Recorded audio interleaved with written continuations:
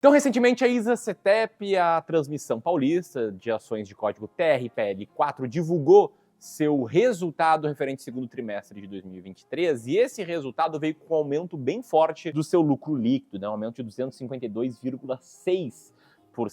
Só que até agora, desde a divulgação dos resultados, a empresa não anunciou novos dividendos, o que deixou muitos investidores preocupados. Será que a empresa não vai pagar? Será que os dividendos secaram? Será que, mais do que isso, muito mais importante do que isso, as ações da Transmissão Paulista ficaram baratas depois desse novo resultado? Nesse vídeo eu vou te ajudar a responder todas essas perguntas e vou te ajudar a ter conhecimento e as condições necessárias para tomar as melhores decisões de investimentos, para preservar e multiplicar seu patrimônio. Se isso parece interessante, deixa o dedo no like e comenta. Você hoje é acionista de Transmissão Paulista? Sim ou não? E por quê?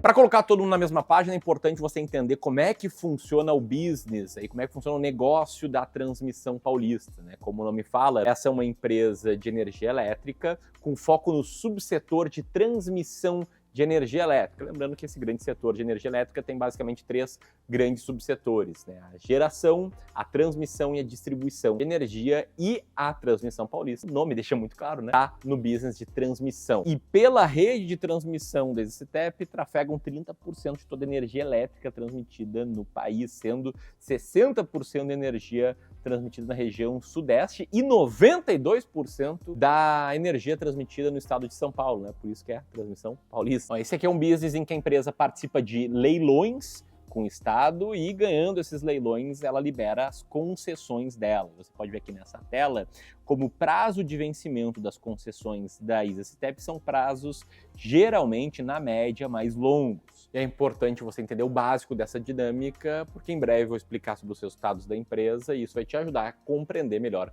os resultados. Falando aqui das ações da Transmissão Paulista, ela tem as ações de código 3 no final, TRPL3 e TRPL4, sendo que as de código 3 são ordinárias, dão aos acionistas direito a voto, só que elas têm bem menos liquidez na bolsa do que as ações de final 4, que são ações preferenciais que dão preferência no rendimento de dividendos, na distribuição de dividendos. E as ações dessa empresa, elas apresentam aí uma variação positiva de 12,38% nesse ano, sendo uma variação um pouquinho menor nos últimos 12 meses. E se a gente for olhar para o histórico mais distante e considerar também o ajuste por recebimento de proventos, a gente percebe aqui que quem investiu lá atrás na Transmissão Paulista teve um resultado muito, mas muito bom, isso que é o poder dos juros compostos na prática. E atualmente, se você for fazer uma análise aqui das ações da Transmissão Paulista, até colocar ela lado a lado com outras empresas do setor, você vai perceber que essa aqui tem uma relação de EV/EBIT um pouco menor do que a média, tem uma relação de preço por valor patrimonial também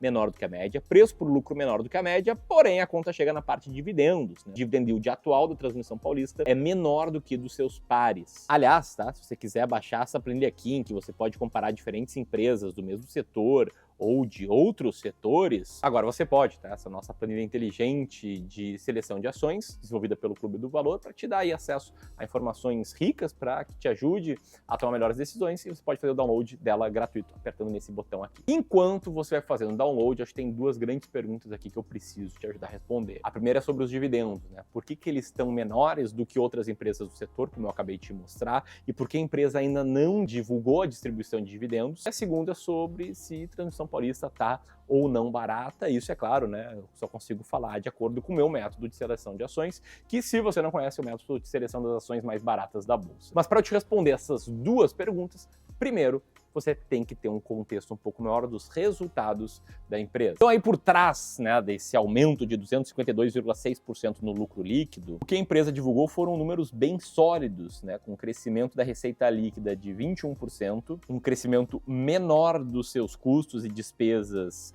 em relação ao crescimento da receita, que fez com que a empresa aumentasse ainda mais o EBITDA, que cresceu quase 24%, e com isso ganhasse um pouquinho de margem, que chegou a 77%.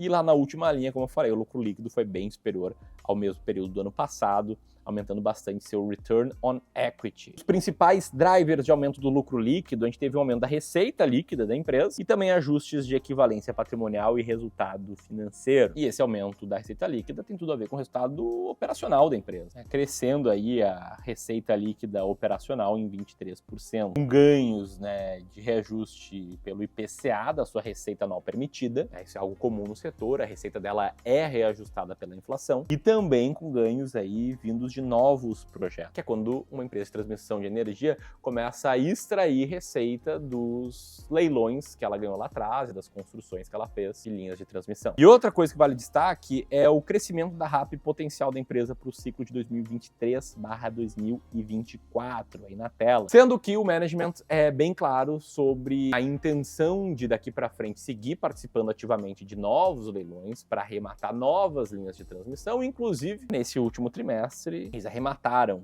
o leilão 001 de 2023 e investiram bastante, né, no CAPEX. CAPEX significa Capital Expenditure, né, que é basicamente o investimento que a empresa faz na construção de ativo para explorar posteriormente. Muito forte, né, o CAPEX muito forte em investimentos de reforços e melhorias. Um crescimento composto de 83,7%. E tirando um pouco do zoom, olhando ali desde 2019, próprio investimento em projetos Greenfield, projetos novos, cresce aí na faixa de 20% ao ano. Esse aqui é um ponto muito importante você compreender sobre esse setor. Quando uma empresa de transmissão de energia elétrica, ela ganha um leilão, a partir daí ela tem que fazer uma série de investimentos na frente, né? Então ela precisa de capital antes para botar, para construir as linhas de transmissão, subestações e tal. E com o passar do tempo, ela vai liberando a receita anual permitida com base nesse ativo que ela construiu.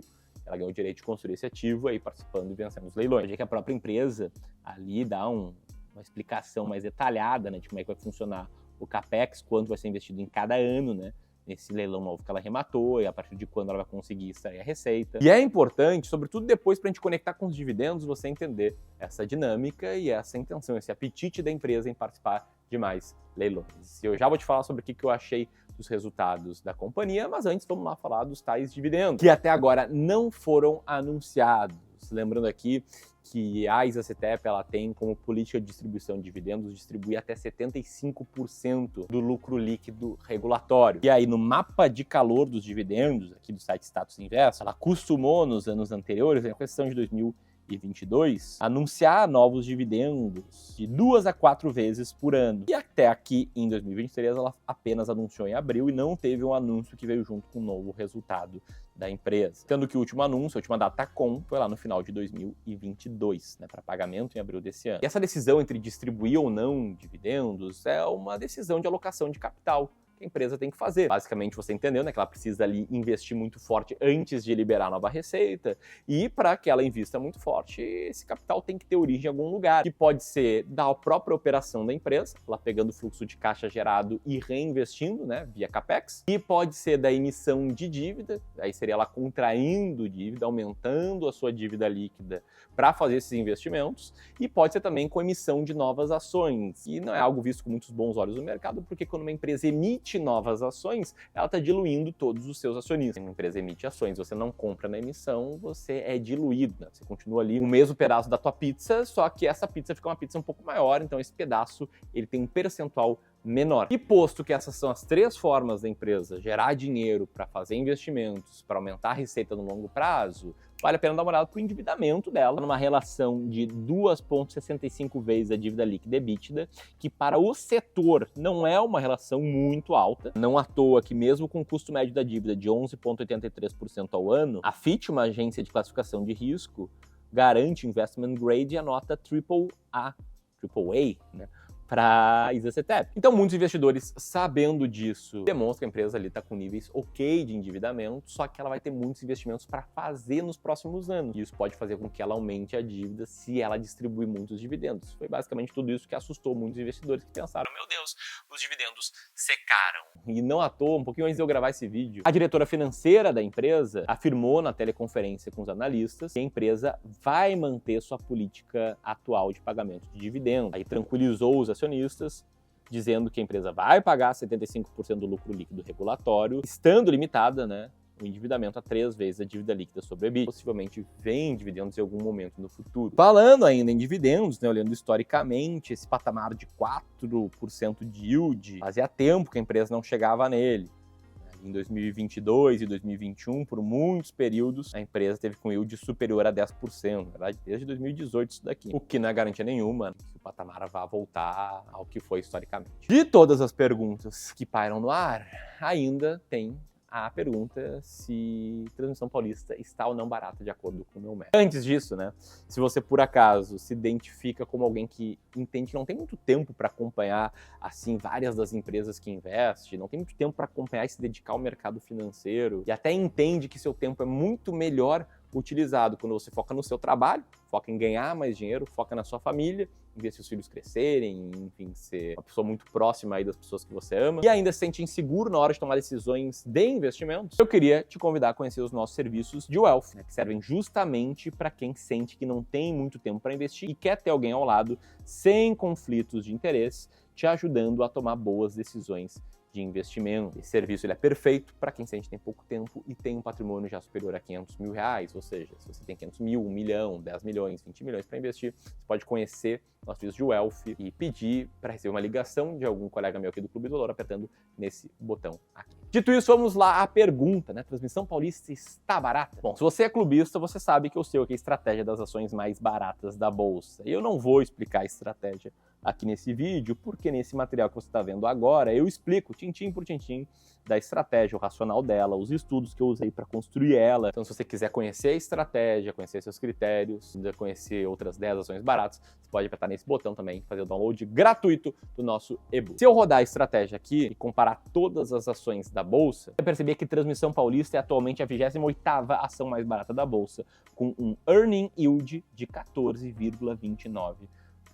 Então ela não está entre as 20 mais baratas da Bolsa, porém, de acordo com os meus critérios, se eu já tivesse ela em carteira, eu ainda manteria. Você pode entender tudo isso melhor no nosso e-book. Se você quiser saber como montar uma diversificada carteira de investimentos, vai muito além de algumas ações, tinha que assistir ele aqui agora, que vai te ajudar demais. E era isso, um grande abraço e até mais.